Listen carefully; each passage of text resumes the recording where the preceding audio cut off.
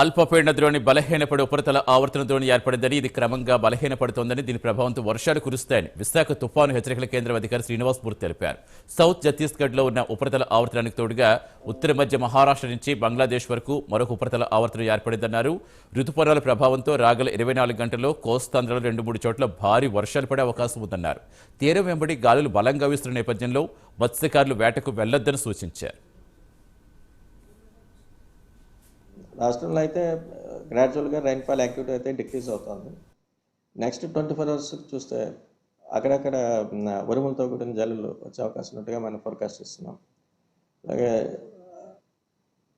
ఉన్నటువంటి monsoon conditions చూస్తే తీరం మట్టికి బలమైన ఎదురుగాలు అయితే ఇంకా కంటిన్యూ అవుతున్నాయి. అలాగే గంటకి 35 నుంచి 45 కిలోమీటర్ల వరకు కంటిన్యూ అవుతున్నాయి. వీటి కారణం చేత తీరంబడి ఉన్నటువంటి కంప్లీట్ ఆంధ్ర తీరంబడి ఉన్నటువంటి మత్స్యకారులందరూ కూడా వేటకు వెళ్ళొద్దని చెప్తున్నాం. నెక్స్ట్ లాస్ట్ 24 అవర్స్ వరకు కూడా చూసినా కూడా ఒక మాస్టర్ వర్షాలు అక్కడక్కడ లాస్ట్ 24 అవర్స్ చూసుకుంటే ఆల్మోస్ట్ అక్కడక్కడ మ్యాక్సిమం ఇటు ఉత్తరాంధ్రలోను దక్షిణ కోస్తాలోను కూడా మ్యాక్సిమం 3 సెంటీమీటర్స్ అయితే వర్షం అయితే గుంటూరు జిల్లాలో తెనాల్లో 3 సెంటీమీటర్స్ అలాగే కృష్ణ